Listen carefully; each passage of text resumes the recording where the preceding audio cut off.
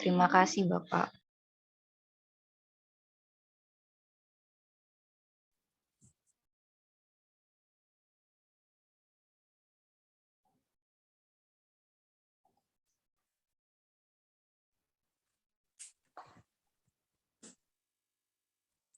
Baik, Pak Wasis, ini langsung dibacakan apa bagaimana, Pak? Monggo ya. Boleh artinya nggak usah dimulai dari materi, dari soal, tetapi kalau pengen menjelaskan materi yang berkaitan terus dibuka PPT-nya dipersilahkan ya, biar teman-teman bisa memahami. Ini kan karena yang merespon teman-teman juga, sehingga untuk soal nomor 5 itu kalau di data, kalau saya nggak salah melihat, itu 16 orang dari 24 itu mengalami miskonsepsi. Nomor 5 ya, benar ya? Nomor 5 gambarnya ini dah. Benar? Soal nomor 5. Iya, Pak. Oh, bukan yang, saya salah melihat soal berarti. Kok bukan yang menggosok magnet itu? Yang menggosok magnet itu nomor 4. Oh, gitu ya. Oke. Itu juga sama-sama miskonsepsi. Atau dilihat coba, kayaknya ada. Oh ya, nyoba ya. Ya. Coba dimulai dari 4 aja enggak apa-apa. Oh iya, 4 itu ada 13 orang sih, ya. 50% sedikit. Oke, silakan dari nomor 4 aja. Baik, untuk yang nomor 4 itu berdasarkan gambar di bawah, cara pembuatan magnet dan kutub yang dihasilkan adalah caranya itu menggosok. Terus untuk jawabannya itu yang benar itu yang jawaban yang benar itu yang A, tapi untuk jawaban yang miskonsep yang sering kali itu yang B.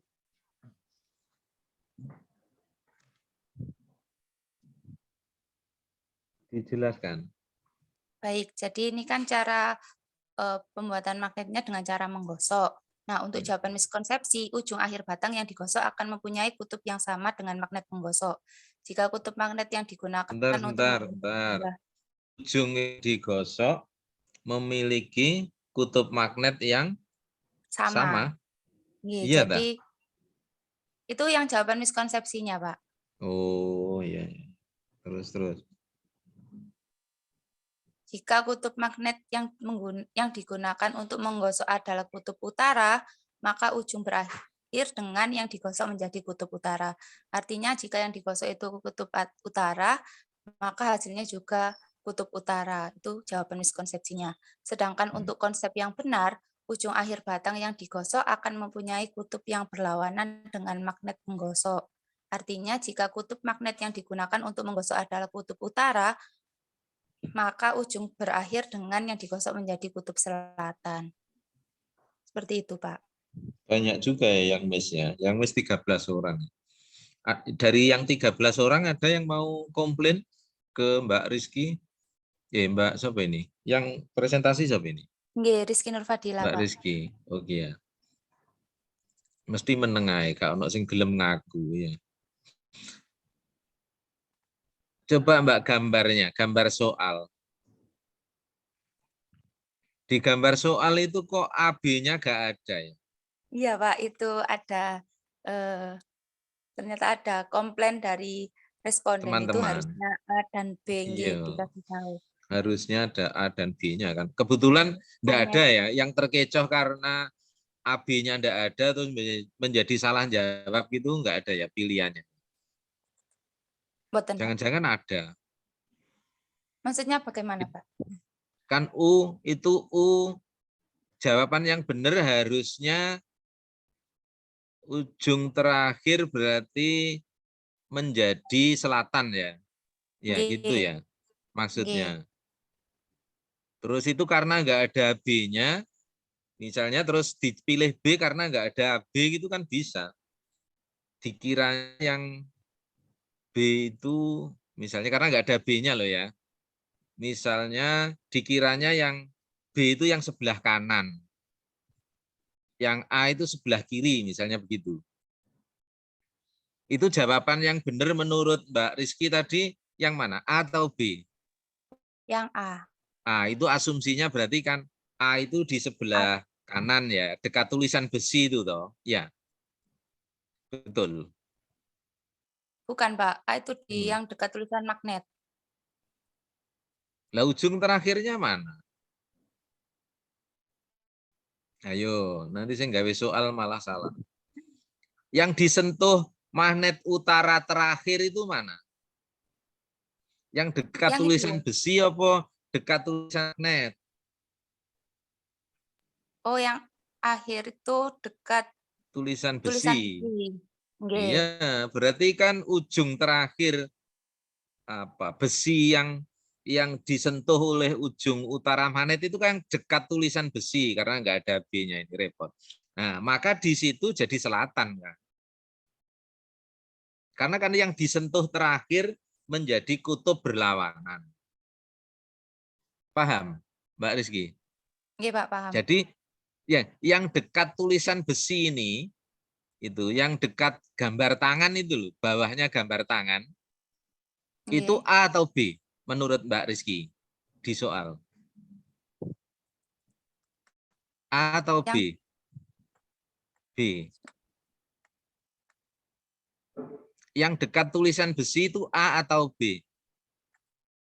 yang dekat tulisan besi itu B. B. Nah, sekarang kalau magnetnya saya tarik sesuai gambar ini, misalnya ujung terakhir menyentuh ujung B toh, ujung B. Nggih. Nah, ketika menyentuh ujung B, maka B itu menjadi utara atau selatan? Utaranya menjadi selatan. Utaranya menjadi selatan gimana? Eh, Yang B tadi loh nggak usah pertanyaannya gimana, bahas, Pak? nggak usah. Makanya, wes misalkan ya, Nggih. yang di bawah tangan, ujung besi yang di bawah tangan, yang Nggih. dekat tulisan besi itu B gitu. Adalah ujung B. Nggih. Sudah ya, sepakat ya ujung B. Terus Nggih, Pak. magnetnya itu digosokkan seperti ini. Jadi utara ditarik itu tuh sampai ujung B kan, baru muter lagi ke atas. Itu berarti ujung B itu kan tersentuh ujung magnet utara. Betul. Em, Kalau saya ulangi, batang besi itu yang di bawah tangan itu menurut Mbak Rizky tadi itu ujung B. Ya, benar ya? Ujung iya, B. Pak. Oke. Terus magnetnya ujung utaranya Anda gosokkan kan berarti dari A ke B kan gosoknya itu. Dari A ke A B ke ya. B. Betul. Ya. Iya. Oke, lah berarti ujung B menjadi magnet kutub utara atau selatan? Kalau di jawabannya itu utara, Pak. Tambah Ujung B. salah. Sehingga soal tambah salah. Itu yang di buku juga ada begitu. Tapi kan bagian terakhir yang disentuh oleh ujung magnet, terus menjadi magnet-magnet elementer, itu adalah kutub yang berlawanan. Eh, Justru kalau yang di bawah tangan itu ujung B besinya, maka nanti setelah disentuh kutub utaranya magnet dari A ke B, maka B itu malah menjadi selatan. Gitu. Jadi ibaratnya kita itu mengatur magnet kecil-kecil itu, ini karena saya nggak bisa menuliskan dia. Ini jadi dari A ke B, maka nanti magnet utara selatan itu kecil-kecil diatur oleh magnet yang digosokkan itu, maka pas di ujung B-nya itu justru menjadi selatan. Karena kutub magnet yang berlawanan kan yang ditarik, bukan yang sejenis gitu. Jadi jawabannya Mbak Rizky ngoreksi tambah kebalik. Ya. Berarti teman-teman itu aslinya justru tidak 50% yang miskonsepsi. Yang benar malah 11, yang salah, jadi yang salah malah 11, yang benar 13. Oke, coba nanti direnungkan. Nek bingung nanti bisa ditanyakan ke saya. Kebalik malah, Mbak. Jadi seperti karena ini nggak ada gambarnya, ternyata kalau ada AB pun kalau penjelasannya Mbak Rizky tadi malah kebalik. Oke, lanjut. Yang besar saja sekarang. Yang nomor 6 dan nomor 9. 6 saja, nomor 6. Nah, coba. Oke, silakan Mbak Rizky. Mungkin ini Pak, bisa disampaikan sama Bu Susi. Oh ya, boleh silahkan yang grupnya. Oke, terima kasih Pak. Ini atom tersusun atas proton, elektron, dan neutron. Masa atom suatu unsur ditentukan oleh massa. Ini jawabannya yang proton dan neutron, Pak. Benar lagi itu.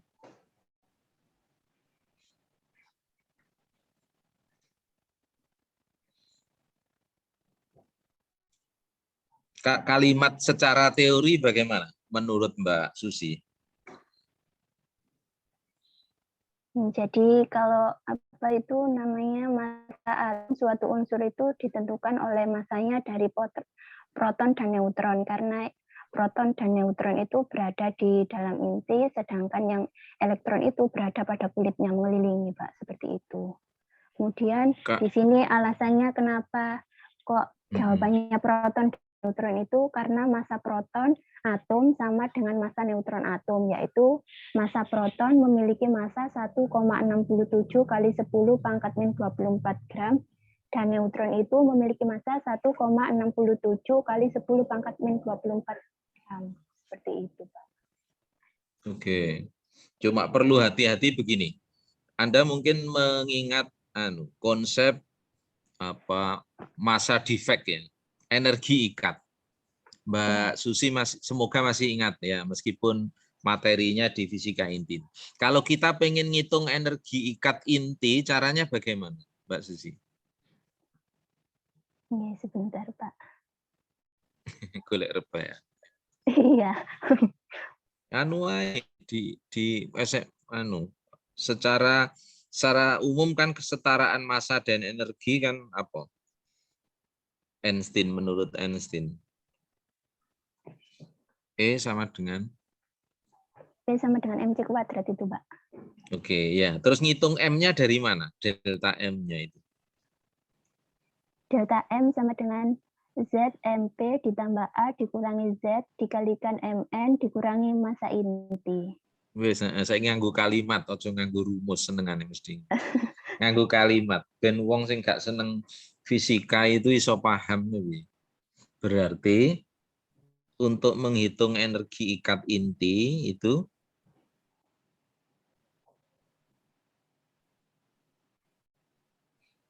kan banyak yang ya. Kalau misalnya kita renungkan itu kan aneh. Inti itu kan apa muatannya, Mbak Susi? Inti. Muatannya apa? Kalau proton itu positif, kalau neutron itu netral. Jadi positif nggih. Positif ya. Tapi kan kalau muatan positif ketemu positif itu mestinya apa? Itu tolak menolak nggih. Nah kan kok bisa proton itu ngumpul di inti itu kok iso ngumpul gitu loh.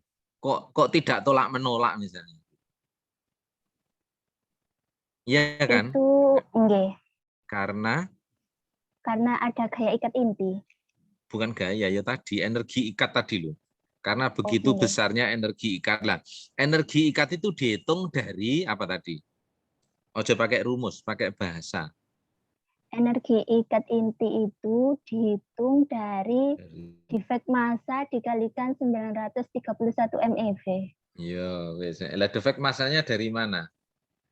Defek massa itu dihitung dari ini jumlah proton dalam inti atom dikalikan massa proton ditambah jumlah neutron pada inti atom dikalikan massa neutron dikurangi. Nah, ternyata massa kan inti tadi kan tersusun atas proton neutron ya. Itu tapi massa intinya itu massa unsurnya itu tidak sama persis. Ada selisih antara massa penyusun dengan massa setelah disusun gitu. Nek fisika klasik kan ya rada aneh ya. Misalnya inti itu tersusun atas proton dan neutron. Tapi kalau dilihat massanya, ternyata massa unsur itu lebih kecil daripada massa proton sendiri-sendiri, massa neutron sendiri-sendiri. Tapi itu justru logis menjelaskan mengapa neutron di inti itu muatannya, proton di inti muatannya sama-sama positif kok bisa berkumpul di satu tempat ya, karena begitu besarnya energi ikat. Nah itu ternyata memang ada selisih antara massa penyusun dengan massa unsur setelah disusun oleh proton dan neutron. Tapi kita sebenarnya tidak boleh mengatakan memang massa elektron diabaikan karena kecilnya. Tapi kalau ditanyakan massa atom suatu unsur ditentukan oleh massa, sebenarnya massa semua. Aslinya kan massa semua, cuma karena elektron itu ya massanya kecil diabaikan. Jadi menurut saya pertanyaan seperti ini malah bisa menyesatkan, tapi tidak memberi manfaat. Menurut saya malah elektron itu kalau dipikir malah massanya sangat kecil, bisa diabaikan, tetapi konfigurasinya itu justru sangat mempengaruhi sifat fisis atau sifat kimiawi dari suatu bahan. Jadi bukan karena massanya, tapi bilangan kuantum ya, kalau kita belajar di kuantum dulu itu di mana elektron itu berpeluang ditemukan pada kulit atom itu mempengaruhi sifat-sifat fisisnya. Itu misalnya apakah elektronnya berpasangan atau tidak, keadaan di kulit atom bagaimana tidak.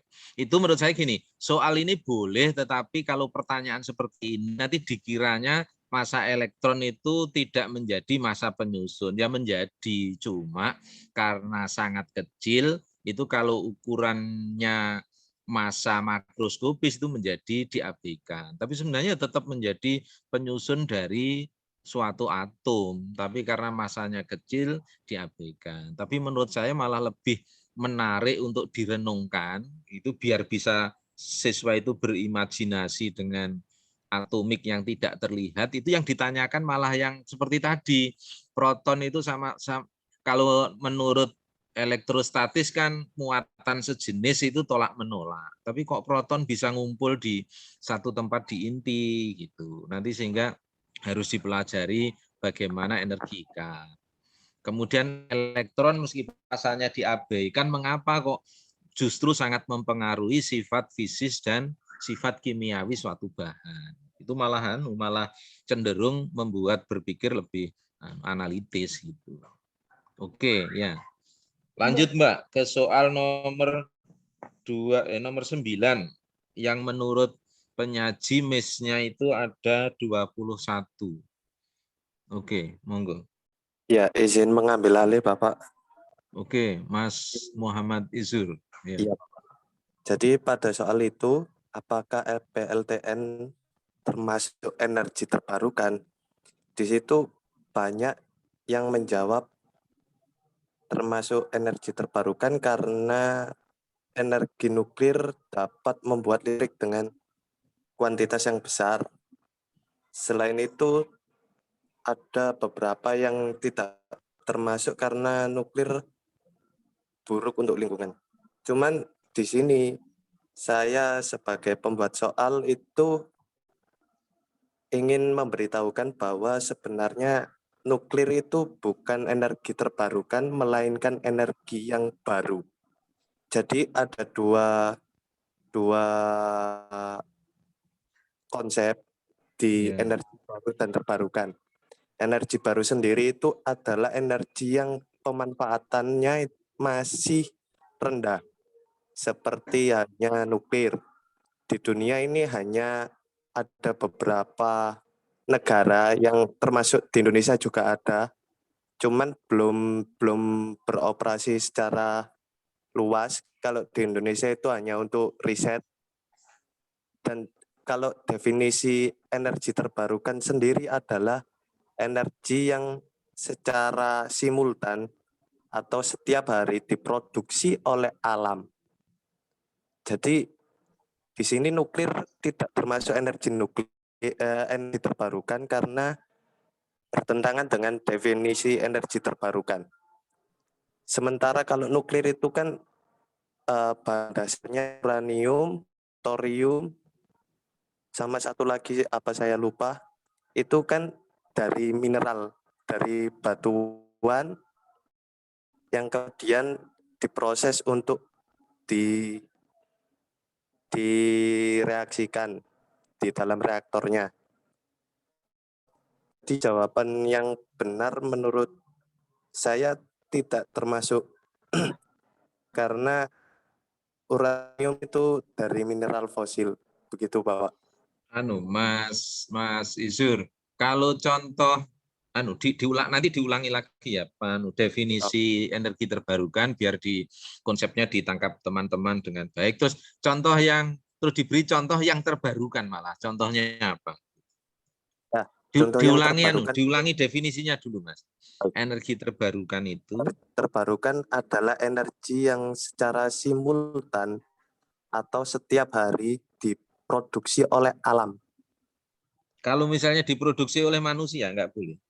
Ya bisa, Pak. Manusia itu biasanya kayak biofuel dari, mohon maaf, kotoran juga bisa. Ya. Intinya berarti kan apa? Berarti energi yang terbarukan itu energi yang Secara apa ya? Simultan bisa produksi ulang gitu, Bapak. Oke, contohnya sekarang apa tadi? Contohnya seperti sel surya yang memanfaatkan sinar matahari, kemudian hidro yang memanfaatkan air, aliran air, kemudian ada PLTB, pembangkit listrik tenaga bayur yang memanfaatkan angin. Kemudian ada juga pembangkit listrik tenaga gelombang air laut. Itu kemudian ada lagi biofuel yang memanfaatkan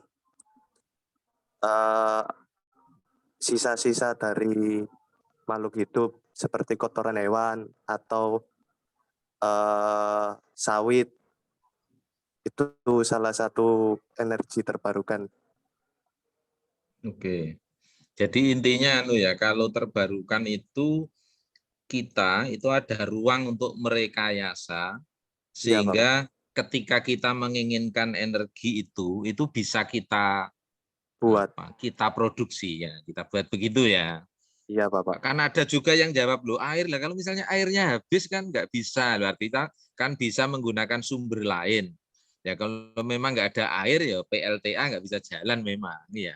Tetapi Ya. kan bisa mengkondisikan. Jadi bisa direkayasa sesuai syarat-syarat kondisi yang terpenuhi. Begitu kita bisa memenuhinya, kita bisa menciptakan energi itu terbarukan. Tapi kalau fosil kan nggak bisa, misalnya begitu.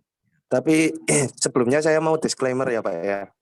Apa Saya itu? memang tidak setuju dengan kalau misalnya nuklir itu energi terbarukan, tapi saya setuju kalau nuklir itu ramah lingkungan.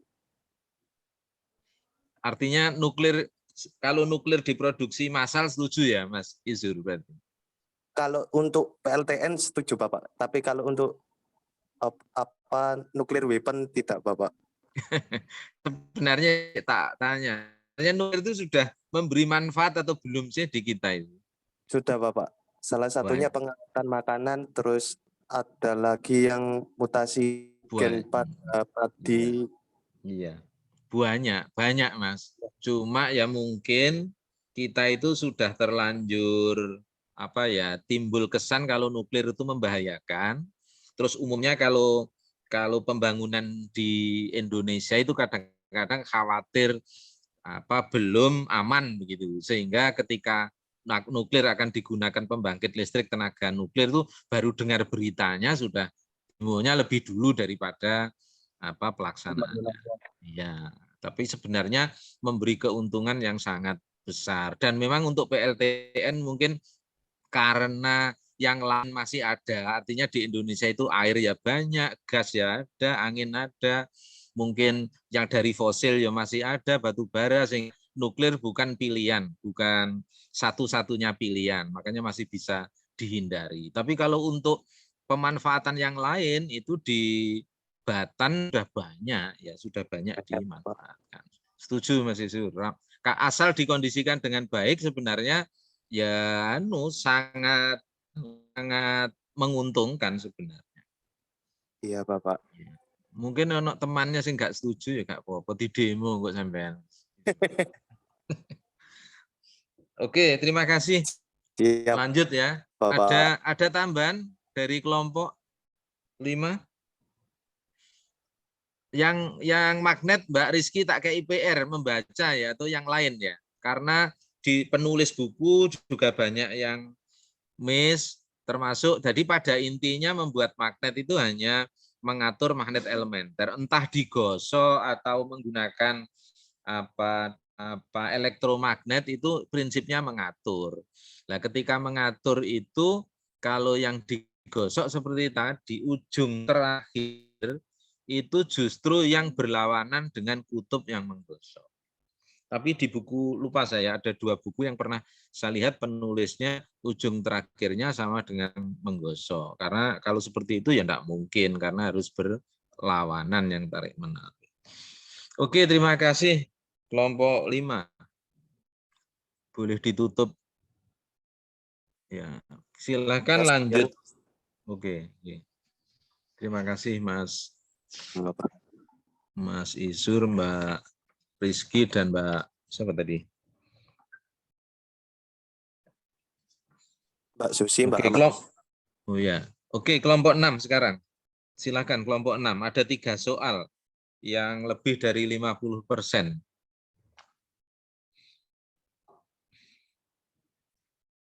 Nomor 3, 4, 6 kalau saya tidak salah melihat. Coba dicek aja. Baik, mohon diisi screen, Prof. Oke, Mas Safri.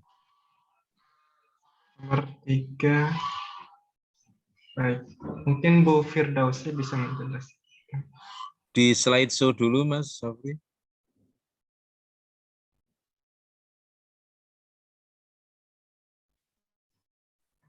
Baik, saya Firdausi Rahma, perwakilan dari kelompok 6. Kebetulan nomor 3, soal nomor 3 itu banyak mengalami miskonsepsi sebesar 82,6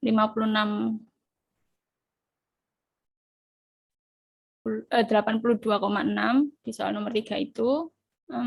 Di sini soalnya diberikan 2 buah benda bermassa sama dijatuhkan pada ketinggian yang berbeda. Apabila gesekan di udara diabaikan, maka bagaimana dengan percepatan yang dialami oleh benda tersebut? Respon yang saya dapatkan itu banyak mengalami miskonsepsi dengan jawaban apabila suatu benda tidak berubah percepatannya, maka benda tersebut memiliki percepatan yang konstan. Sehingga konsep yang benar itu gravitasi tidak pernah berhenti bekerja. Sehingga pada titik tertinggi nilai percepatan benda sama dengan percepatan gravitasi, hanya nilainya bernilai negatif. Ada komentar?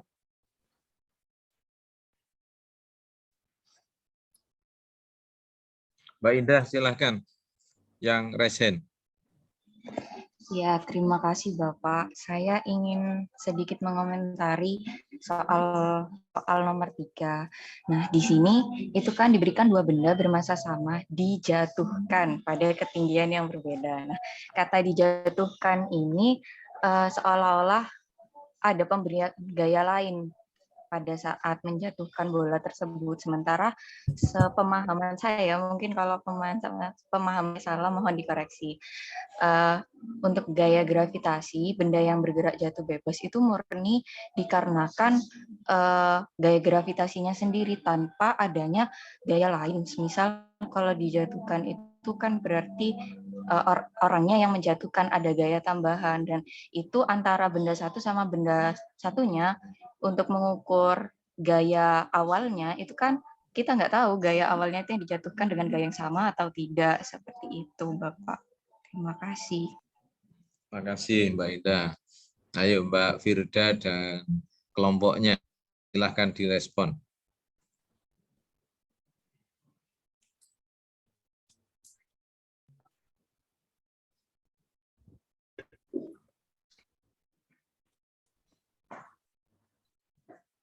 Ada komentar? Iya, kalau dilihat dari soalnya, ini kan ditinjau dari percepatan bendanya. Jadi untuk gaya yang diberikan oleh 2 benda tersebut itu ya bisa saja berbeda gitu. Cuman kalau di soal ini kan yang ditanyakan itu tentang percepatan yang dialami oleh benda tersebut gitu, Pak. Yang diberatkan oleh Mbak Indah tadi itu kata-kata dijatuhkan. Iya. Kalau misalnya itu ditulisi diberikan dua benda bermassa sama jatuh gitu, nggak pakai di dan kan, jatuh itu pada ketinggian yang berbeda, gitu. Jatuh bebas maksudnya gitu. Atau kalau pengen eksplisit, tapi ini pengennya kan sambil memelesetkan orang, tapi kan nggak boleh nggak boleh miss gitu. Tadi oleh karena masukan Mbak Indah tadi cermat sekali. Kalau itu misalnya jatuh bebas gitu, kadang-kadang ada mungkin sudah ingat sekali kalau jatuh bebas itu berarti murni karena pengaruh percepatan gravitasi. Tapi misalnya nggak diberi bebas tapi jatuh, itu mungkin tidak dikomplain seperti Mbak Bu Indah tadi gitu. Gimana Mbak? Iya. Iya itu maksudnya menerima masukan. Iya, menerima masukan, Pak. Karena kalau dijatuhkan kan kayak bisa saja gaya yang diberikan berbeda atau dengan faktor-faktor lainnya. Kalau jatuh bebas itu kan ya jatuh saja gitu. Jadi memang teliti Mbak Indah tadi teliti sekali. Mungkin ada juga gini, jadi kalau pengen tidak ada pengaruh ya jangan dipakai di kan, jangan dijatuhkan. Kalau dijatuhkan itu ya berarti ada gaya dorong. Artinya ada gaya eksternal yang mengenai benda itu. Karena yang hanya murni dipengaruhi oleh percepatan gravitasi itu benda jatuh bebas. Jatuh bebas itu artinya nggak ada pengaruh gaya luar. Gitu. Mungkin ada yang berpikir, loh itu kan ketinggiannya berbeda. Kalau percepatan gravitasi itu kan fungsi radius dari pusat bumi. Misalnya begitu, gimana Pak Wirda? Kan kalau Anda ngitung G itu kan dipengaruhi oleh jarak dari pusat bumi ke titik tertentu toh. Iya. Nah, kalau misalnya dikomplain begitu, lah kan berarti nggak sama nanti percepatan gravitasinya kalau jaraknya berbeda.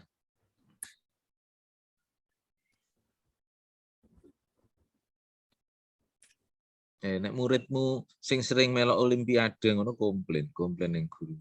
Gimana jawab?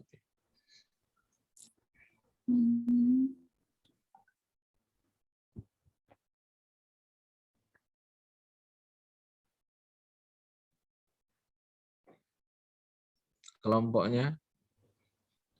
Saya sih tahu maksudnya. Maksudnya soal ini, kalau misalnya 7 meter dan 3 meter ya enggak signifikan ya gitu ya. Artinya kalau G itu memang kan dipengaruhi oleh radius. Oleh karena itu semakin jauh dari permukaan bumi, mungkin ada suatu daerah yang bisa jadi nanti medan gravitasi buminya menjadi tidak terasa misalnya gitu. Tetapi kan itu jauh sekali. Nah, sementara kalau jarak 7 meter dengan 3 meter kan tidak beda signifikan. Tetapi imajinasi seperti itu tidak salah karena percepatan medan gravitasi itu dipengaruhi oleh jaraknya. Ya, Mbak Firda. Tak ewangi jawab. Iya, Pak. Kasih. Terus sekarang yang nomor 4 dan nomor 6. Ya, untuk nomor 4 mendapatkan miskonsepsi sebesar 56,5% dengan soal sebuah benda diberi gaya F sehingga benda tersebut bergerak dengan kecepatan V pada permukaan licin. Apa yang terjadi jika benda yang bergerak lalu gaya F-nya dihilangkan? Banyak respon yang menjawab itu gaya yang diberikan pada benda hanya bekerja saat benda masih di tangan, dan pada saat benda mulai bergerak dan meninggalkan tangan, gaya tersebut tidak bekerja lagi. Itu yang miskonsepsi. Konsep yang benar itu apabila dikaitkan dengan hukum Newton 1, yaitu apabila benda dalam kondisi diam maka akan tetap diam, dan apabila benda bergerak maka benda akan tetap bergerak dengan kecepatan yang konstan. Gitu, Pak. Ini fokus pertanyaannya apa berarti? Ketika F-nya hilang, yang ditanyakan apa? Apa yang terjadi pada benda tersebut? Ini ada pilihan, Pak Safri tolong di ini apa? Pilihan soalnya Pak Safri, coba iya. Pak Safri.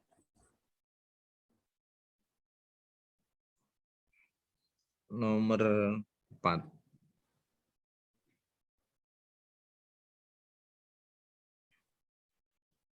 Kok enggak ada nomor 4? Nah. Tuh, ini sudah yang enggak ada ada jawabannya. pilihannya. Bukan yang di sini kayaknya berarti. Di soal. Soal asli. Itu lebih menarik sebenarnya kalau mendata itu enggak sebenarnya. Biasanya vertikal. Yang sering jadi misalnya bola misalnya ditarik ke atas gitu terus dengan gaya F mirip sih sebenarnya. Kemudian ketika gayanya itu dihilangkan itu terus diminta menggambarkan geraknya. Kadang-kadang terpikir ketika gaya dihilangkan itu benda sudah tidak ke atas lagi tapi langsung turun gitu. Itu yang lebih sering ditanyakan dan banyak yang kalau yang benda licin biasanya orang kalau mendatar masih bisa membayangkan ya, tapi ternyata yang miss juga banyak sih. Cuma saya pengen lihat optionnya sebenarnya. Nggak ada ya soalnya ya? Mohon maaf Pak, apakah sudah tertampil? Belum. Yang soal belum. Kalau ini kan soal tapi nggak ada optionnya. Word Nggak ada aja Pak Saf. Word-nya aja. Mungkin di makalah saja. Diganti yang di makalah soal nomor 4, Pak Safri.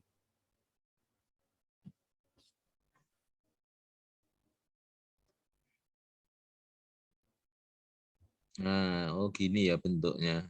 Nggak apa-apa, Wis.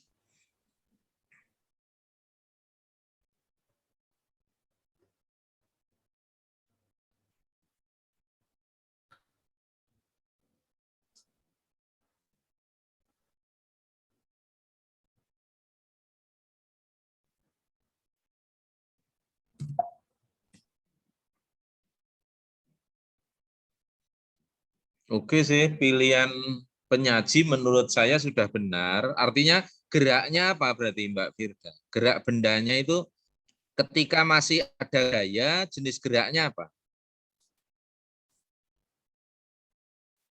Gimana Pak? Ketika gayanya masih bekerja, benda misalnya ditarik ya, misalnya ditarik dengan gaya F, misalnya gitu. Selama sekian waktu itu sehingga kecepatannya menjadi V gitu toh. Iya. Setelah kecepatannya V terus gaya itu dihilangkan, gitu kan? Iya. Nah, kalau menurut jawaban kan ketika gaya dihilangkan benda tersebut akan bergerak dengan kecepatan konstan. Berarti apa geraknya? GLB Pak. Nah, kalau ketika ada gayanya, Ketika ada gaya GLBB Pak. GLBB Diperlambat. dipercepat gitu ya. Iya, Kok diperlambat?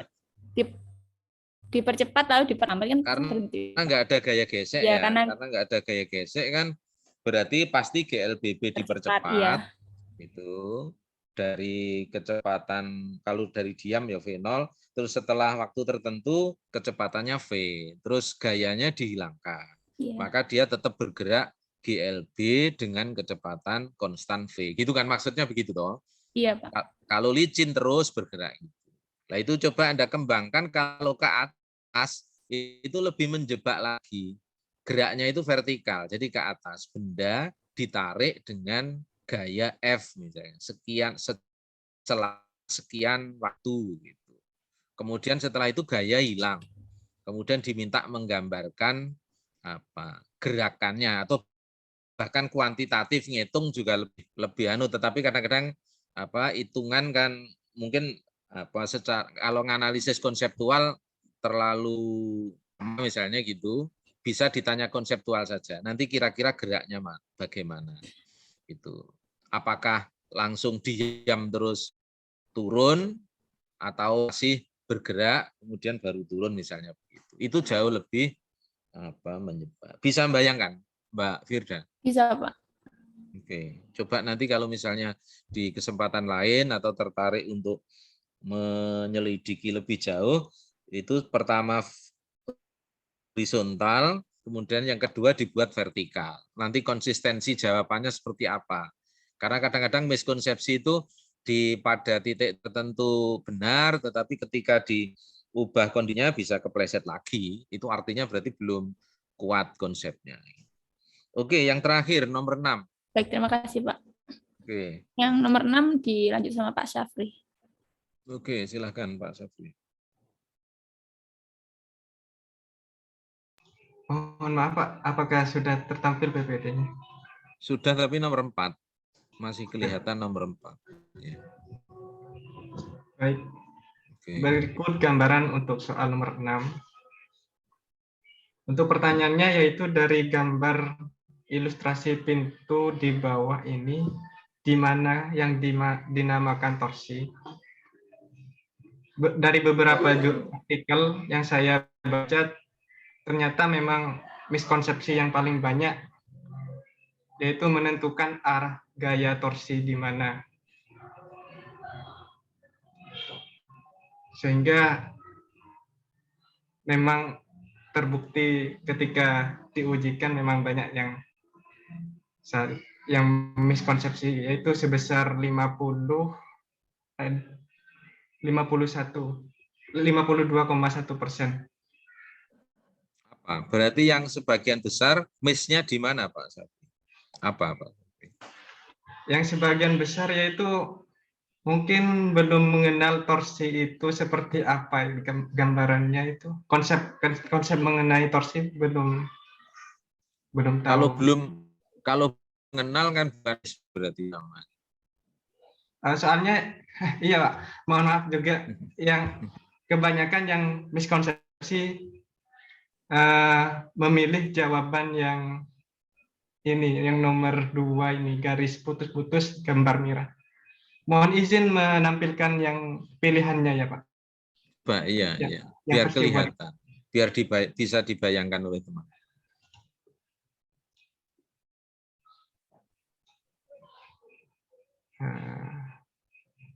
Ya, berikut ini.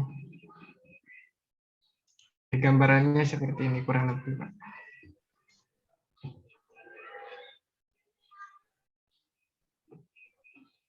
Itu pilihannya yang option A, torsi adalah garis putus-putus bertanda 2 yang dimaksud ini. Yang option B, torsi adalah garis bertanda 3, yaitu apa ya, lengan pintu atau daun pintu.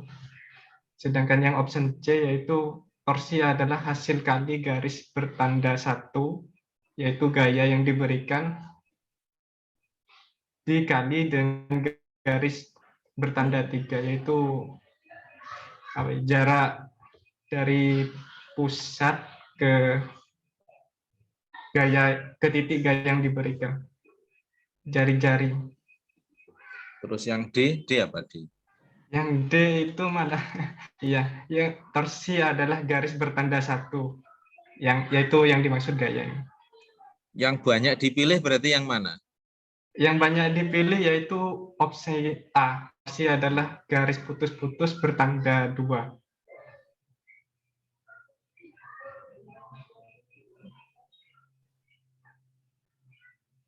Oke, ada komentar? Mungkin berarti ya, teman-teman dominan arahnya saja berarti ya.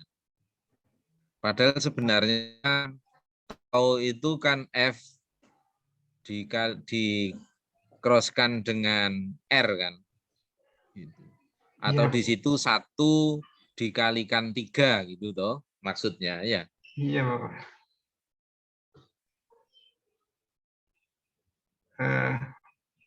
Mohon maaf Pak, izin menyampaikan untuk arah torsi sendiri memang dari beberapa referensi di internet maupun di buku. Namun yang saya baca di internet kebanyakan arah torsi yang dimaksud yaitu arah Z apabila gayanya itu dari arah X ke Y. Dari sumbu X ke Y. Artinya momennya tegak lurus dengan radius ya. Iya. Arahnya. Iya, iya. Jadi mengiranya pada arah 2. Iya.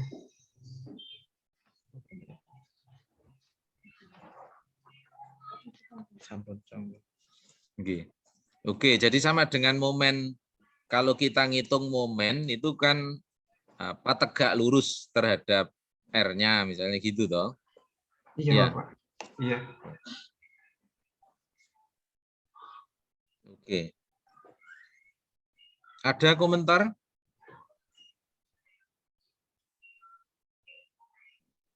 Ini kok sepi semua ya.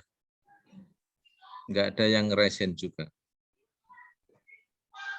Oke, silakan. Masih ada yang perlu disampaikan dari kelompok 6. Ini yang pengukuran nggak ada masalah ya. Coba Mas, yang nomor 1 Mas, coba nomor 1. Ya. 1 ya, baik, Pak. Nomor 1.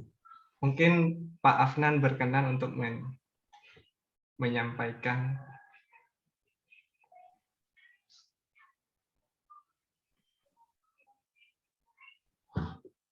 Halo, Pak Afnan.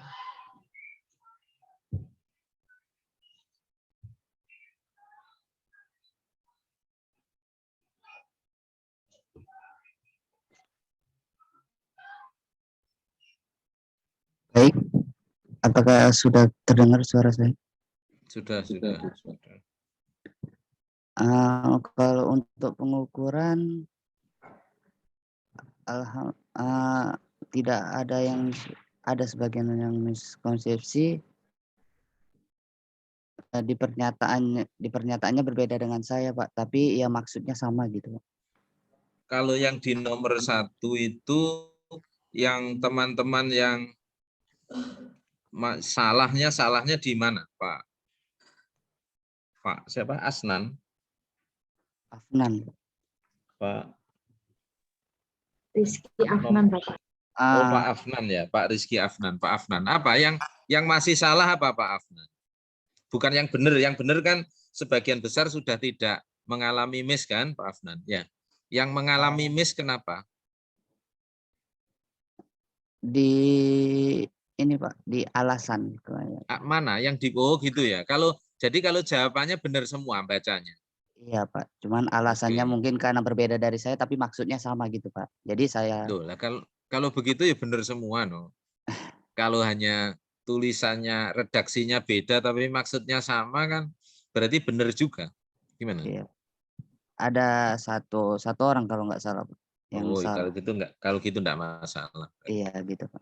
Oke ya. Oke, terima kasih karena kalau yang membaca skala ini kebetulan kalau di mikrometer itu memang rata-rata tipe di lapangan itu ketelitiannya memang 0,01. Kalau jangka sorong ketelitiannya berapa Pak Afnan?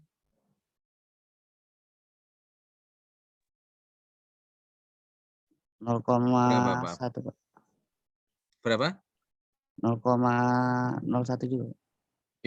Masa? Berarti jangka sorong sama telitinya dengan mikrometer skru.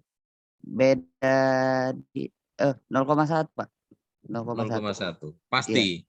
Jadi kalau misalnya ada orang bertanya misalnya ketelitian jangka sorong adalah gitu 0, misalnya A 0,1 terus B 0,01 gitu. Jawaban yang benar mana?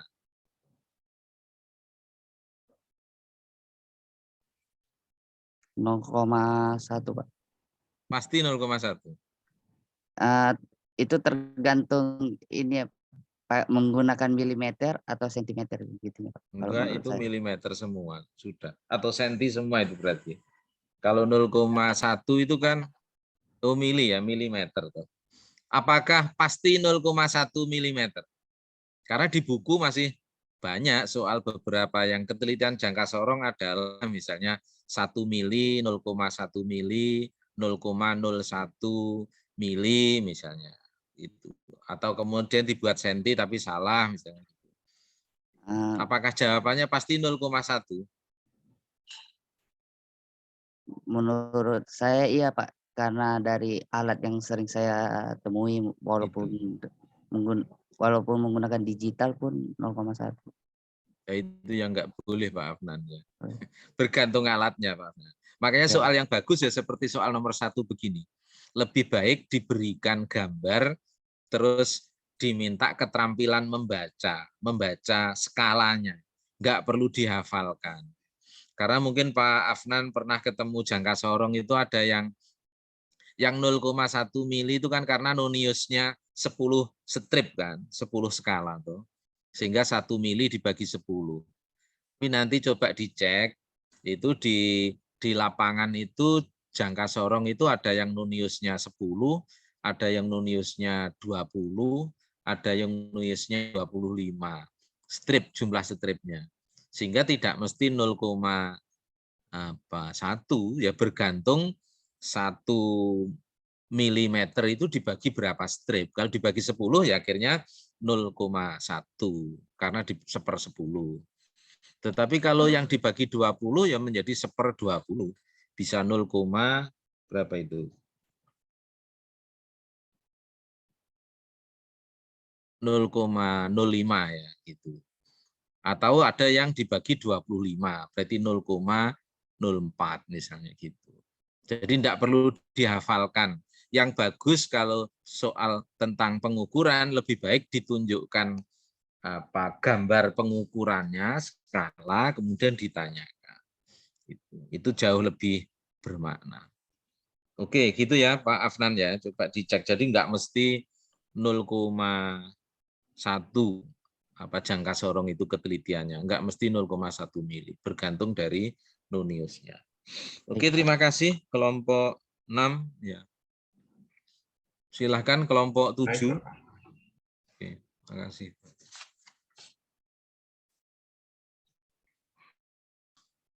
Kelompok 7 ini kok banyak yang miss ini kalau melihat datanya. Coba dilihat soalnya seperti apa. Baik Pak, saya izin share screen. Oke, Mbak Susanti, silahkan. Susanti.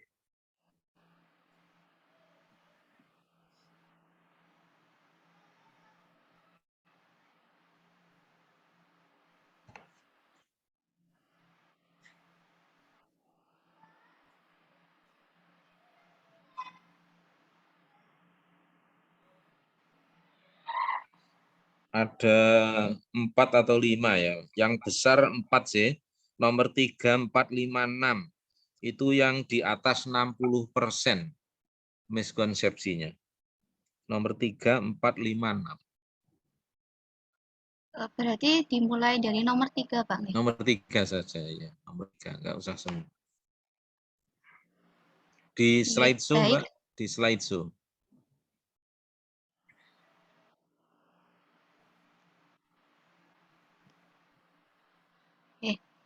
Baik, jadi pada soal nomor 3, itu soalnya jika ada truk dan sedan yang memiliki massa berbeda, kemudian bergerak berlawanan arah dan bertabrakan, maka yang terjadi adalah di sini sebagian besar itu akan menjawab bahwa truk itu akan memberikan gaya yang lebih besar ke sedan karena truk memiliki massa yang lebih besar. Tetapi sebenarnya dari konsep konservasi momentum itu jika ada dua buah benda yang bermassa M1 dan bermassa M2 dengan kecepatan V1 dan V2 bertabrakan, itu benda akan memberikan gaya yang sama besar.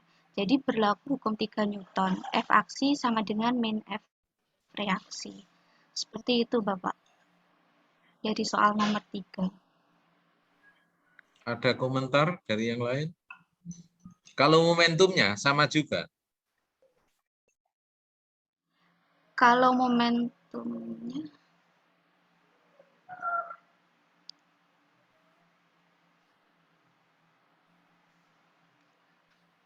perubahan momentum yang sama.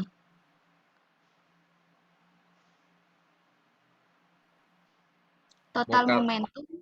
Kalau momentumnya truk dengan momentumnya sedan? Kalau momentumnya truk dan momentumnya sedan? Sama atau beda? Bisa berbeda. Kok pakai bisa? Kok jadi ragu-ragu? Tadinya sudah yakin saya. saya dengarkan saat menjelaskan udah ya. Oke. Oke, Ini Pak. menarik, ini bagus Sama ini, total soalnya perubahan iya, iya. Jadi kalau momentumnya sama atau beda? perubahan Oh, momentum saya Pak dulu yang tanya sama. momentum. Momentumnya truk dengan momentumnya sedan sama atau beda? Mohon izin membantu menjawab, Pak. Anu ya, kelompoknya Mbak Indah. Iya, Mbak Oke, Susati. silakan. Iya, silakan Mbak Dela Sinta. Ya, untuk nilai momentumnya berbeda, Pak, karena kalau kita lihat dari persamaannya juga nilai momentum itu dipengaruhi oleh massa dan kecepatan. Jadi kalau massa dari sedan dan massa dari truk ini berbeda, jelas masing-masing momentum dari dua buah kendaraan ini berbeda. Seperti itu. Nah, kalau kecepatannya beda, kan momentumnya bisa sama juga. Ya, yang sama tadi perubahan momentumnya. Tapi untuk masing-masing nilai momentum yang dimiliki benda atau kendaraan ini berbeda. Karena Bisa nilai beda, massa. bisa beda, bisa sama ya. Karena kalau misalnya masanya kecil, kecepatannya besar, itu kan bisa menyamai momentum yang masanya besar, kecepatannya kecil, toh. Kan M dengan V, toh. Ya. Iya. Bagus ya. Ini bagusnya begini, momentum sama atau momentum beda pun gitu. Ketika bertabrakan, tetapi yang ditanyakan di soal ini gaya tuh. Gaya yang dilakukan kedua antar benda keduanya itu sama. Itu bagus sekali yang ditanyakan itu. Jadi orang itu kadang-kadang terpikir misalnya bahkan saya ambil yang ekstrim, benda masanya besar, kecepatannya besar, nubruk benda masanya kecil, kecepatannya kecil. Yang terjadi apa nanti? Apa yang terjadi? Maaf Pak, bisa diulang. Truknya wis gambar itu. Truknya kan lebih besar, kecepatannya lebih tinggi. Nubruk sedan yang masanya kecil, kecepatannya lebih rendah. Apa yang terjadi nanti?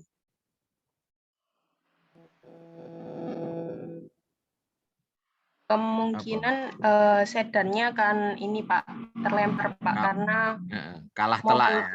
Iya, Ya, momentum ya. dari truknya lebih besar daripada momentum mobil sedan. Iya, tetapi gaya ketika bertubrukan itu gaya yang dilakukan oleh truk yang besar itu dengan sedan yang ditubruk itu pas ketika tubrukan itu tetap sama gitu. Itu maksudnya soal ini kan begitu. Gitu. Jadi di titik tubrukan itu antara gaya aksi dengan reaksi itu sama. Cuma jadi delta P-nya yang mempengaruhi kan F sama dengan dP per dt. Jadi gaya yang terjadi ketika bersentuhan itu bergantung dari selisih momentum keduanya. Jadi momentum antar kedua benda itu. Tetapi gaya aksi dan reaksinya pasti sama gitu ketika itu. Iya. Iya. Kok jadi ragu-ragu. Padahal soalnya apik, taklem. Soalnya ini itu bagus karena bisa memelesetkan itu antara momentum dengan gaya. Oke, koyoke dadi ragu-ragu to, Mbak. Ya, terus soal nomor berikutnya, nomor 4, coba.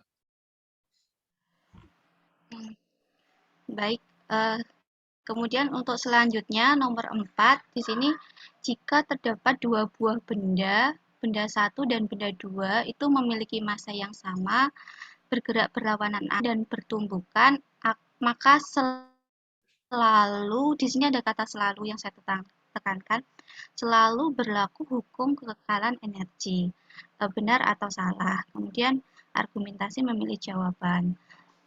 Di sini ada ilustrasi gambarnya antara benda 1 dan benda 2 dengan M1, M2 dan V1, V2. Tapi ini sebenarnya masanya sama di keterangan di sini. Sebagian besar itu menjawabnya itu benar. Jadi ada yang beralasan ini langsung adalah bola biliar, ada yang ini Jadi berbagai alasan. Sebenarnya jawabannya di sini karena ada kata selalu, itu sebenarnya jawabannya adalah salah. Karena hukum kekekalan energi itu berlaku jika tumbukannya itu adalah lenting sempurna. Nah, di sini dua benda yang bertumbukan itu belum tentu tumbukannya itu lenting sempurna. Bisa saja mungkin terjadi lenting sebagian. Karena saat dua benda bertumbukan itu kan bisa saja energi kinetiknya diubah menjadi energi panas ataupun energi bunyi, sehingga energi kinetik awalnya tidak sama dengan energi kinetik akhir. Seperti itu, Pak. Berarti yang tidak kekal itu energi, hukum kekekalan energi, atau hukum kekekalan energi kinetik? Hukum kekekalan energi kinetik. Berarti salah soalmu. Kurang. Iya. Karena kalau hukum kekekalan energinya kan tetap terpenuhi harus. Cuma ada sebagian energi kinetik yang tidak kekal karena misalnya menjadi energi panas, energi bunyi, seperti penjelasanmu tadi. Iya, Mbak. Ayo, Mbak Indah. Artinya mungkin temanmu yang menjawab menurut Anda salah itu bisa jadi mikirnya seperti yang saya sampaikan. Jadi kalau hukum kekekalan energi itu kekal. Tetapi kalau hukum kekekalan energi kinetik tidak selalu kekal. Yang kekal itu hanya ketika tumbukan lenting sempurna. Gitu. Kalau hukum kekekalan energinya menurut saya harus kekal, tetapi tidak semua bentuknya energi kinetik. Sehingga kecepatannya bisa berbeda. Karena sebagian seperti tadi penjelasan Anda sudah benar. Cuma penekanan selalu juga benar, tetapi kalau selalu berlaku hukum kekekalan energi benar menurut saya. Gitu. Tapi kalau selalu berlaku hukum kekekalan energi kinetik tidak selalu. Iya. Berarti kurang kata kinetik, Pak. Tadi niatnya memelesetkan, tetapi Mbak Indah yang kepleset menurut saya. Pada kasus ini loh ya. Gitu. Iya, jadi kalau selalu berlaku hukum kekekalan energi kinetik itu salah, seperti penjelasan Mbak Indah. Tapi kalau tidak selalu berlaku hukum energi nggak boleh. Di alam itu justru fisika itu salah satu parameter apapun itu energi. Hukum kekekalan energi itu selalu terpenuhi. Sama dengan hukum kekekalan massa. Itu selalu terpenuhi. Oleh karena itu kalau ada massa yang hilang, itu pasti ada energi yang dihasilkan. Atau kalau ada energi yang berkurang, itu pasti ada energi bentuk lain atau apapun gitu, yang akhirnya itu kalau disetarakan massa dan energinya itu menjadi kekal, tetap sama gitu. Tidak boleh dilanggar. Itu ya tambahan saya itu. Mungkin jawaban teman Anda, cuma saya nggak melihat uraian argumentasinya. Kalau argumentasinya ada seperti yang saya sampaikan, berarti teman Anda yang lebih cermat pada kasus ini. Oke, kelanjutannya nomor 5. Nomor 5. Untuk nomor 5 mungkin bisa dilanjutkan Mbak Devian. Baik, saya akan melanjutkan untuk soal yang kelima, yaitu suatu usaha bernilai positif jika arah perpindahannya, gayanya, dan usahanya bernilai negatif jika perpindahannya. Nah, di sini rata-rata responden itu menjawab yang kalau positif itu ke kanan dan negatif itu ke kiri.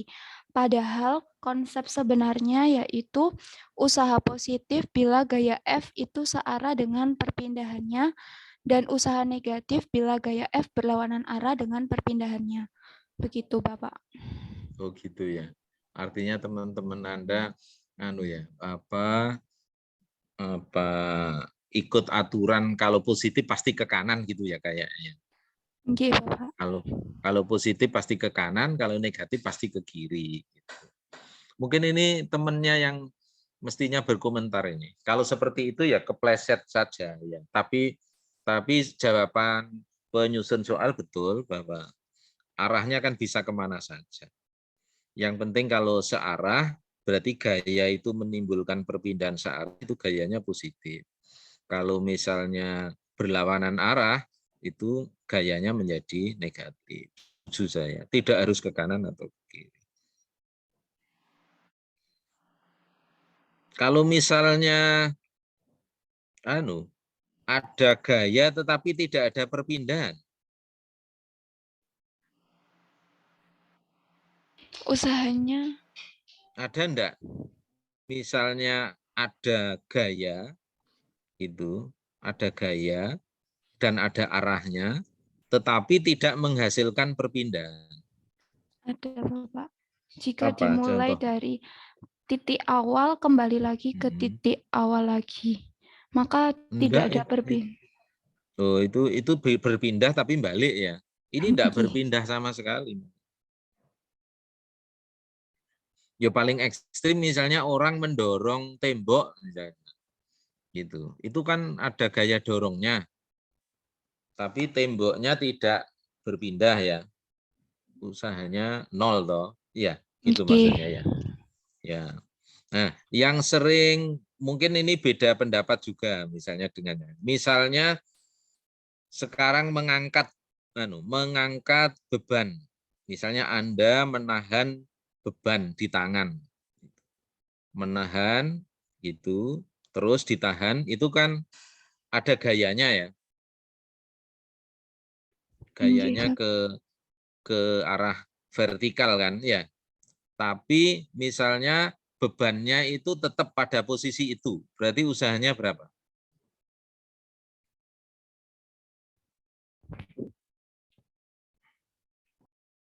Sama dengan orang saja biar lebih bisa dibayangkan, misalnya orang nyunggi itu apa ya bahasa Indonesianya, meletakkan beban di atas kepala, ditahan gitu lama sekali 1 jam misalnya gitu, ditahan gitu aja. Berapa usaha orang itu? Sama dengan usaha yang F aksi sama dengan F reaksi. Iya, kayak artinya kepala dengan bebannya. Artinya berarti kan kepala orang itu mengerjakan gaya pada beban toh, ke atas toh, menahan. Itulah itu berarti ada gaya toh. Tapi usahanya berapa usaha orang itu? 0, Pak. 0. Sekarang kalau misalnya beban tetap di atas kepalanya, terus orangnya itu bergerak maju misalnya. Maju gitu, 1 meter misalnya gitu. Dia melakukan usaha apa enggak? Kalau orangnya melakukan usaha, tapi kalau bendanya tidak, Pak. Loh, kan katanya bendanya kedudukannya tetap di atas kepala. Bendanya memang nggak melakukan usaha, kan bendanya diam saja, enggak punya. Dia mengerjakan gaya ke kepala ya karena reaksi. Tadi ketika orang diam, benda di atas kepala, menahan beban di atas kepala, diam saja di titik itu, usahanya berapa?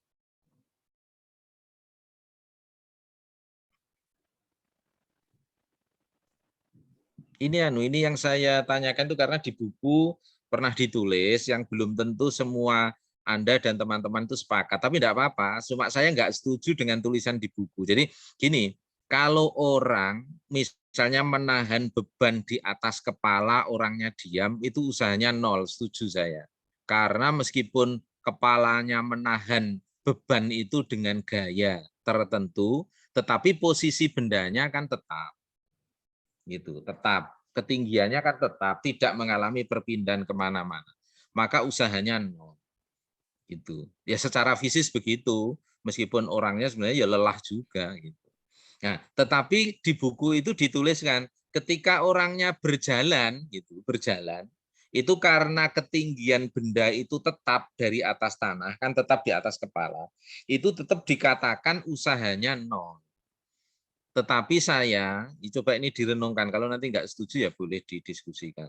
Menurut saya tidak, yang 0 itu usaha ke arah vertikal. Betul, karena ke arah vertikal, posisi benda itu tetap di atas kepala, nggak mengalami perpindahan. Berarti usahanya 0. Tapi kalau ke arah horizontal, ya tidak 0 menurut saya usahanya. Lah kan berpindah benda itu, berpindah ke arah datar misalnya berpindah 1 meter, kalau orangnya berjalan ke depan arah 1 meter. Itu ada usaha, berarti ada usaha ke arah horizontal, ada ya gaya dorongnya horizontal itu dikalikan dengan perpindahannya. Tapi kalau ke arah vertikal memang usahanya nol. Di buku itu beberapa saya lihat tetap dinyatakan ketika orangnya itu jadi benda itu di atas kepala kemudian bergerak 1 meter ke depan pun itu usahanya nol semua. Lah kalau nol semua yang memindahkan beban siapa gitu. Itu di beberapa buku masih dituliskan seperti itu. Coba direnungkan kalau misalnya nggak ada yang komplain, bisa dicek di beberapa buku. Jadi yang usaha arah vertikal betul nol karena memang nggak ada perpindahan, tapi kalau usaha yang arah horizontal ya ada.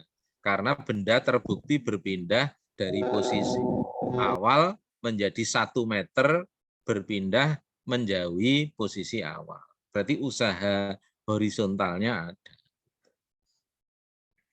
Oke. Terakhir Mbak, satu soal lagi yang nomor Mbak Rofi, silakan. Semoga komplain ini. Ya. Silakan Mbak Rofi. Iya. Ya. Ini juga mungkin sekalian meluruskan pemahaman saya. Iya, enggak apa-apa. Kalau saya mikirnya gini, Pak, apakah ada usaha vertikal atau horizontal? Karena usaha itu kan skala, Pak. Jadi saya menganggapnya usahanya masih tetap nol juga. Nah sekarang kalau usahanya nol yang memindahkan ke arah 1 meter siapa bendanya? Kan nggak pindah sendiri. Misalnya Anda mengangkat beban di atas kepala. Kalau di situ saja tetap setuju saya usahanya nol. Meskipun berjam-jam karena tidak berpindah. Terus sekarang Anda berjalan 1 meter ke depan. Itu berpindah enggak bendanya? Berpindah. Berpindah. Tapi tingginya berubah enggak? Tidak. Tidak. Maka ke arah tinggi maksudnya, usaha ke arah tinggi enggak ada. Enggak ada usaha, tetap setuju saya. Tapi ke arah berpindah yang mendatar, itu kan pindah 1 meter dari posisi semula. Gitu. Itu kan enggak pindah sendiri. Berarti ada gaya, kan Anda mendorong. Meskipun nggak Anda dorong mendatar, kan kepala Anda itu mengerjakan 2 gaya. Pertama gaya menahan beban benda biar tidak jatuh, berarti gaya ke arah vertikal, gayanya yang ada arahnya. Kemudian yang satu, itu ada gaya juga yang menyebabkan benda itu Anda pindah 1 meter mendatar. Itu bisa dirasakan. Dicoba aja. Nah kalau misalnya kalau tetap tidak ada usaha, pertanyaan saya balik tadi. Nah, terus siapa yang memindah benda itu 1 meter ke arah depan Anda? Gitu. Tidak tinggiannya tetap, tapi berpindah 1 meter di arah depannya. Siapa yang memindah kalau tidak ada usaha? Ya. Itu justru nggak bisa. Itu yang ditulis di buku. Coba makanya renungkan. Itu maksudnya usaha, tidak ada usaha itu ke arah ketinggian, maksudnya ke arah sumbu Y lah. Kalau misalnya seperti itu. Setuju saya. Karena ke arah vertikal, itu gaya angkat Anda itu tidak menghasilkan perpindahan, maka gaya arah vertikal itu usahanya nol. Gayanya ya. Tetapi karena Anda juga memindah benda itu 1 meter ke depan, itu berarti Anda juga melakukan gaya, tapi bukan gaya angkat. Ya gaya yang menyebabkan benda itu berpindah 1 meter ke depan. Nah, karena bendanya berpindah, ya berarti gaya Anda yang ke arah mendatar itu menghasilkan usaha. Berarti Anda melakukan usaha. Gitu. Berarti nanti penjelasannya kita ke murid itu ada 2 perspektif gitu. Ya, seperti tadi Mbak ini, soal nomor 5 ini, bahwa gaya itu bernilai positif jika searah dengan perpindahan yang gayanya. Jadi itu kan usaha itu bisa kemana saja, ke arah gaya yang menyebabkan perpindahan gitu. Cuma tadi itu mesnya kan seolah-olah itu hanya ada satu sumbu. Pada kasus orang mengangkat benda di kepala terus berjalan 1 meter, itu seolah-olah hanya gaya itu arah satu sumbu saja, yaitu ke arah vertikal, yang ketinggiannya tetap di atas kepala. Padahal ada gaya juga yang arahnya ke arah mendatar, yang menyebabkan benda berpindah. Ya harus dilihat masing-masing usahanya. Jadi ke arah gaya angkat memang usahanya 0, karena tidak ada perpindahan searah gaya itu. Tetapi kalau arah mendatarnya itu ada, ya buktinya bendanya berpindah.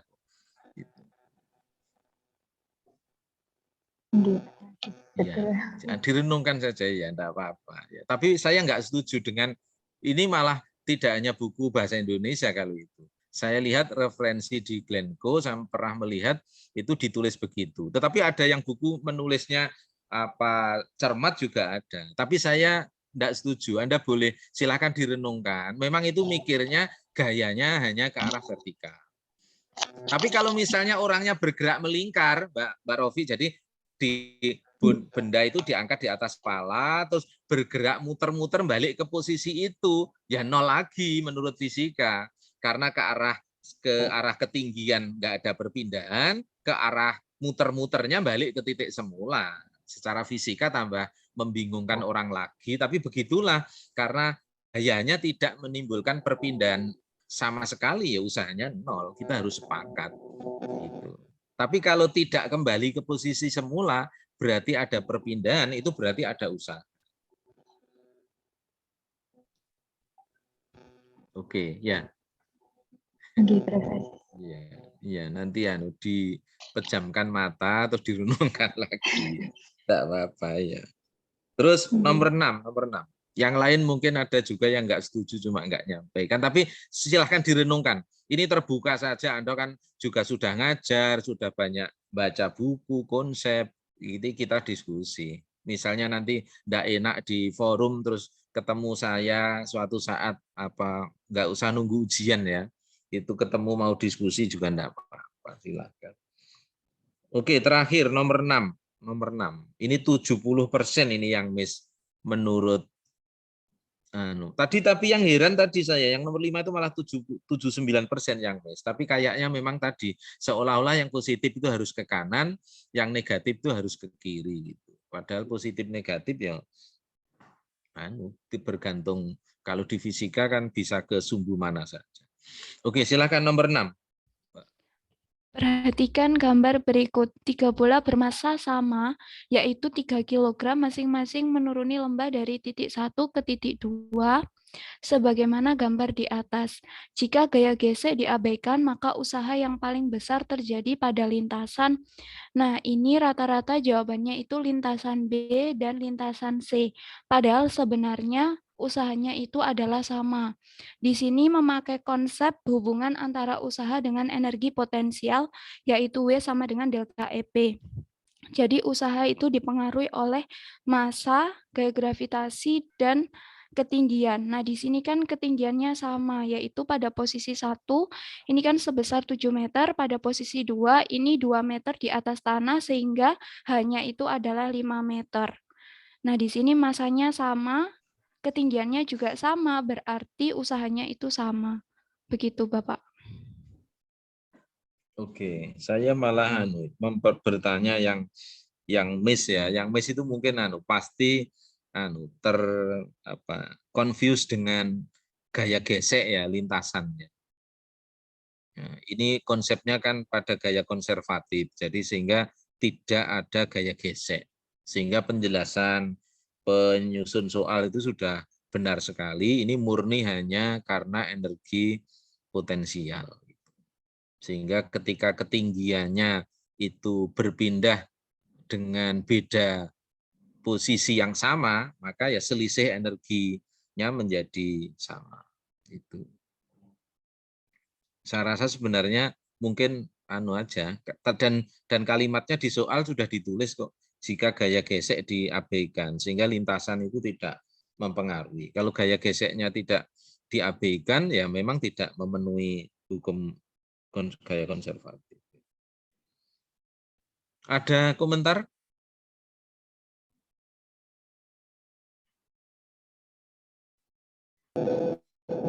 mungkin saya termasuk salah satu yang miskonsepsi. Siapa ini ya? Mbak Rofi? Nggih. Apa Mbak Rofi? Nggih. Karena saya memandangnya itu pada lintasannya. Kok Karena suaranya putus-putus ya? nggih, Gimana? mungkin saya termasuk salah satu yang miskonsepsi. Juga utang. Hilang lagi Mbak. Mbak Rofi pakai tak pakai headset. Iya, bukan. Kadang-kadang malah coba enggak usah pakai, coba. Lepas headsetnya. Nah, coba. Apakah sudah jelas? Nah, jelas, malah lebih jelas. Gimana? Nggih. Saya juga lupa apa namanya jawabannya yang sebelumnya.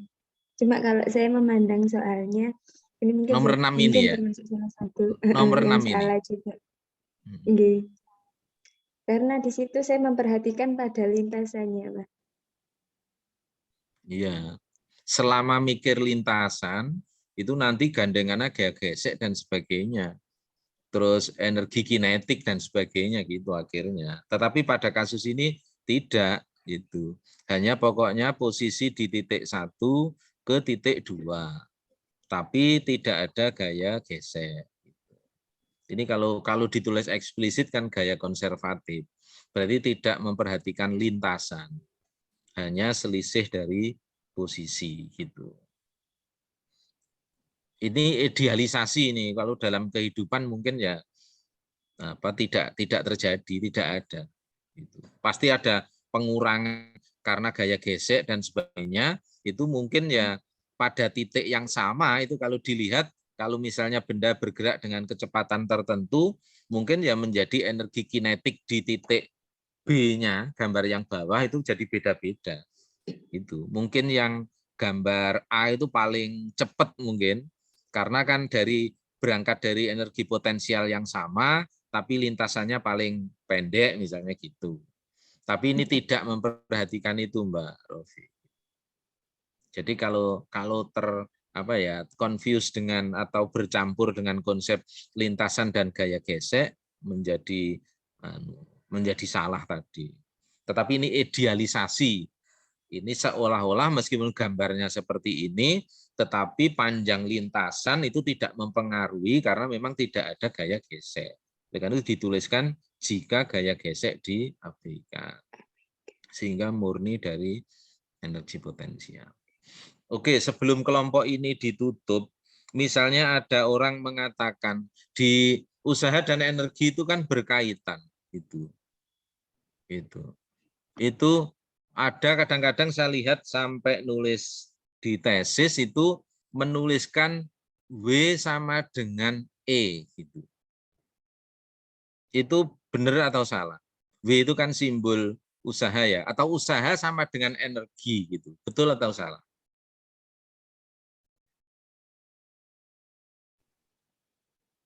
Mbak Rofi saja yang terakhir. Sebenarnya apa?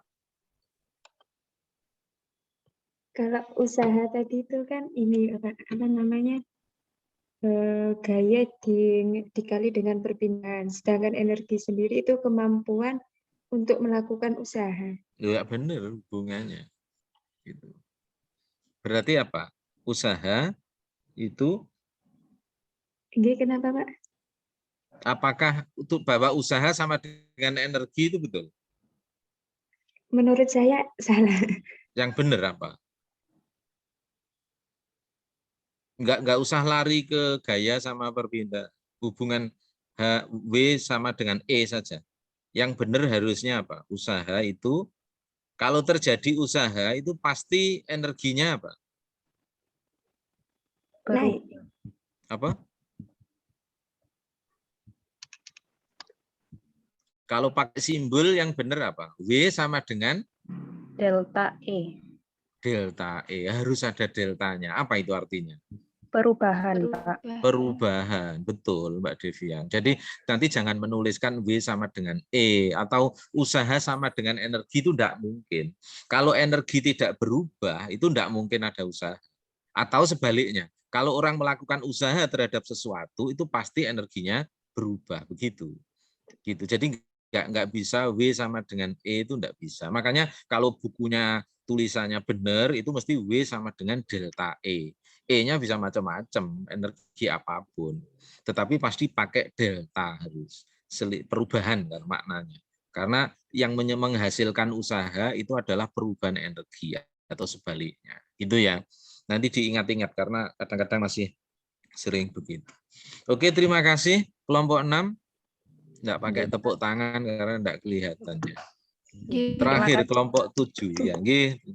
Ya, tepuk tangan sendiri aja. Ya. Izin share screen, Bapak. Oke, silahkan. Mbak siapa ini?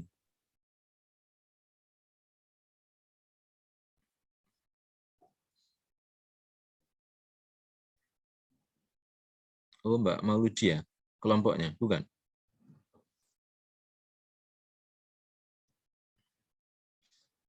Di share screen, oke ya. Ini yang besar 1456, tapi yang lebih dari 50% nomor 4 dan nomor 5. Nomor 4 dan 5 saja. Nomor 4 dan 5. Nah, ini. Silahkan. Monggo Bu Rofi. Oh, Bu Rofi bukan kelompok yang tadi berarti ya? Kan Bapak. Pada analisisnya, Bu. Saya kira kelompok 7. Nggih, makasih, Bu.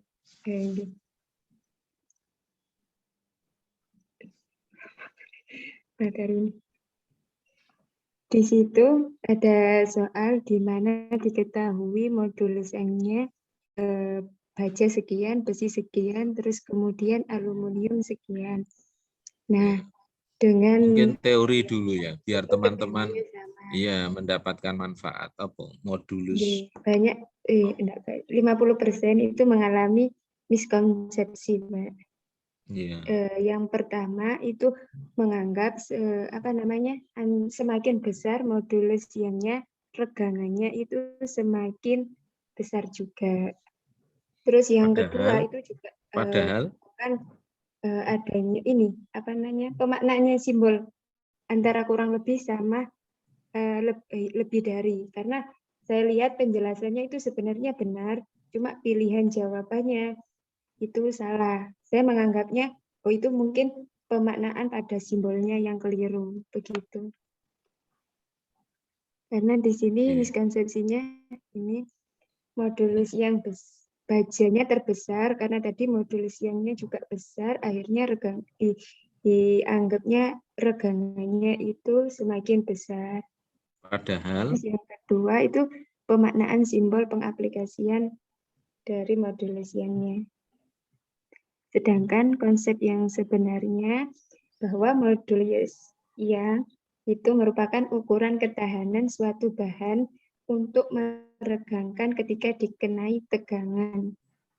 Nah, jadi sebanding, berarti modulus yang itu sebanding dengan tegangan, berbanding terbalik dengan regangan. Atau kesebandingan antara tegangan dengan regangan, gitu ya? Ya. Sehingga mestinya semakin kecil. Kayaknya kepelesetnya di tanda saja atau di makna fisis? Ada yang di makna fisis, ada juga yang di tanda, Pak. Oh gitu ya. Tak pikir tadi kepelesetnya hanya di tanda saja karena dibolak-balik. Jadi sengaja Mbak Rofi ngerepot no koncone simbolnya dibolak-balik gitu. Enggak ya. Ada yang memang secara fisis enggak pas gitu ya. Iya betul. Ada yang menganggap bahwa semakin besar modulus yang-nya, regangannya juga besar. Ya, kalau itu memang makna fisisnya enggak pas gitu ya.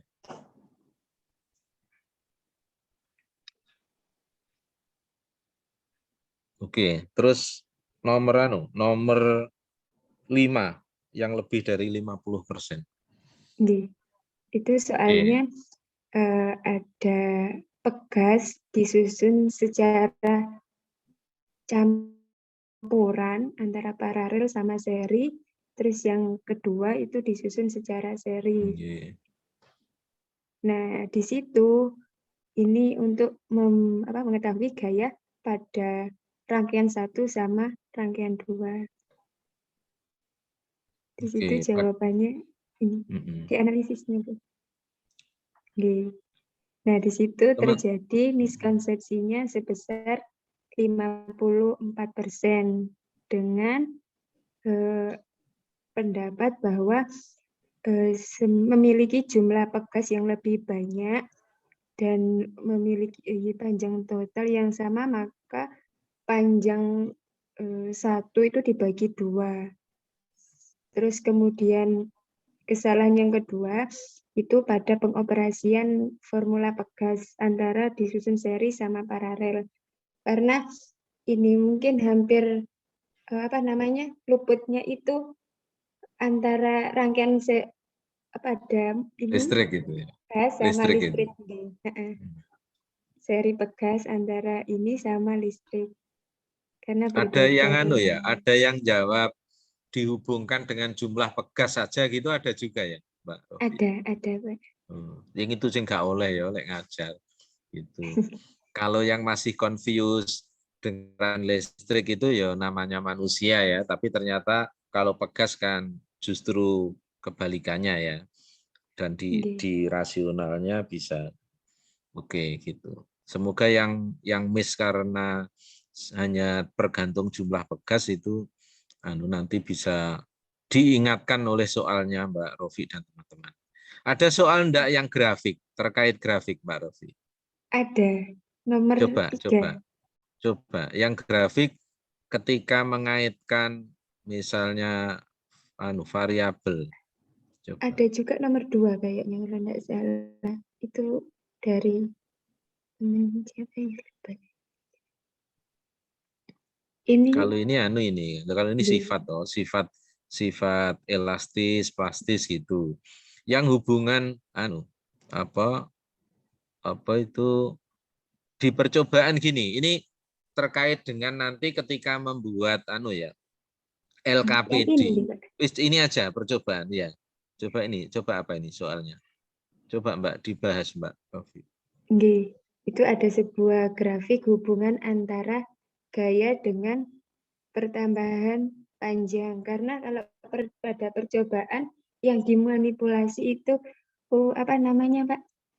Masa pegasnya masanya. Jadi saya taruh di sumbu X-nya. Terus kemudian ini bagus ini. Ini yang mau di-miss apa? Yang mau diselidiki terhadap teman-teman, miskonsepsinya karena apa? Teman-teman itu dicurigai apa? Bentar, ini pada analisisnya. Apa?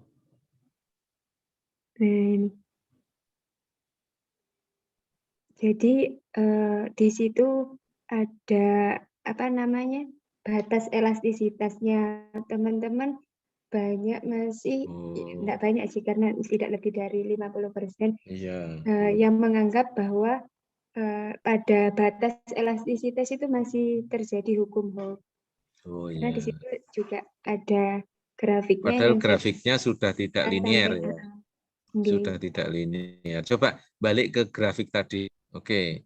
Ini itu oke. Setuju. Itu juga bagus. Artinya bahwa hukum Hooke itu hanya berlaku pada garis yang relatif lurus. Berarti sampai itu menjelang B itu ya.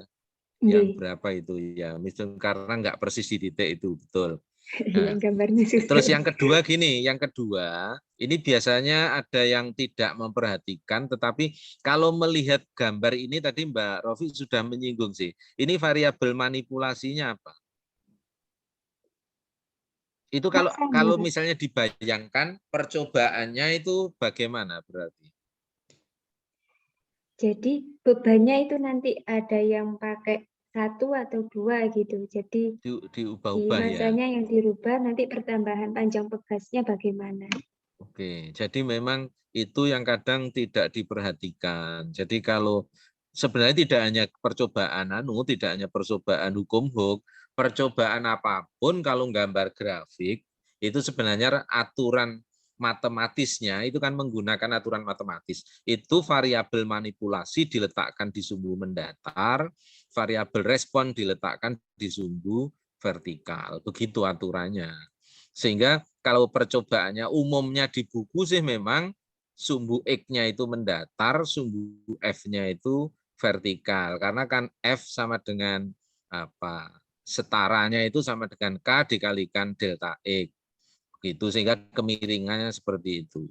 Tetapi kalau percobaannya seperti disampaikan Mbak Rofi tadi bahwa yang dimanipulasi itu masanya, jadi masanya diganti M1, M2, M3, M4, M5, terus M-nya itu diubah menjadi gaya, sama F sama dengan M kali G misalnya gitu, gravitasi, maka grafik yang benar seperti ini. Jadi nanti Mbak Rofi coba ditambahi lagi, misalnya kalau tertarik penelitian lebih lanjut, yang ditanyakan itu grafik yang sesuai dengan langkah percobaan itu yang mana, begitu. Ya, untuk ngecek saja konsistensi penggunaan variabel manipulasi dan variabel respon di dalam pembuatan grafik. Oke, terima kasih. Kelompok terakhir, Mbak Rofi dan teman-teman, gitu. Boleh ditutup slide-nya, terima kasih. Terima kasih Boleh. untuk Pak Wasis yang sudah memberikan arahan dan teman-teman. Itu hasil penyajian dari kelompok, mulai dari kelompok 6 berarti 6, 7, 5, 6, 7, 8. Terima kasih. Semoga bermanfaat, meskipun tidak semua konsep bisa kita diskusikan, tetapi saya berharap gini, hasil uji coba kecil ini bisa dibagi ke teman-teman, meskipun bisa saja tafsiran penyusun soal berbeda dengan tafsiran yang menjawab ya. Dan namanya manusia ya biasa saja ketika tafsirannya itu berbeda. Tetapi untuk saling diskusi seperti ini itu dalam rangka menemukan konsep yang benar gitu. Terus terang yang usaha tadi itu saya kalau ketemu banyak teman ya tetap ada yang setuju, ada yang baru menyadari oh iya ya bisanya begitu, tetapi ada juga yang tetap mengikuti buku bahwa usahanya nol misalnya seperti itu, atau yang lain silahkan direnungkan dan Anda berhak menentukan kehidupan konsep Anda diri sendiri gitu. Tidak masalah bagi saya, tetapi yang penting kita tetap belajar untuk memahami bidang yang kita tekuni. Saya nanti akan diskusi dengan Pak Wahono ya, apakah kita ada ujian akhir tertulis atau tidak. Saya sih sebenarnya, kalau Pak Wahono kemarin pakai MIT ujian tulis enggak? UTS-nya? Oh ya sudah, nanti saya untuk tes kognitifnya pakai ujian dari Pak Wahono, nanti untuk UAS-nya saya lihat dari makalah dan ini tugas kemarin yang diuji coba sampai analisisnya. Tapi saya akan tetap diskusi dengan Pak Wahono. Oke, sebelum berakhir biar bisa saya print screen, coba kameranya diaktifkan, yang belum pakai jilbab silahkan segera cari jilbabnya gitu ya. Ya.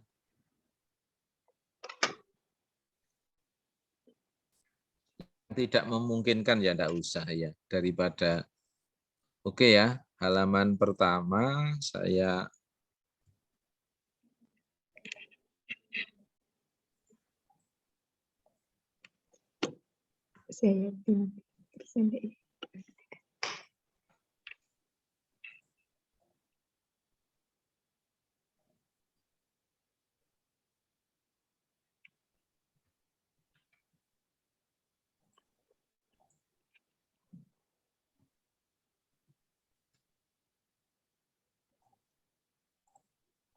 Oke, terima kasih. Mohon maaf sampai pertemuan kali ini.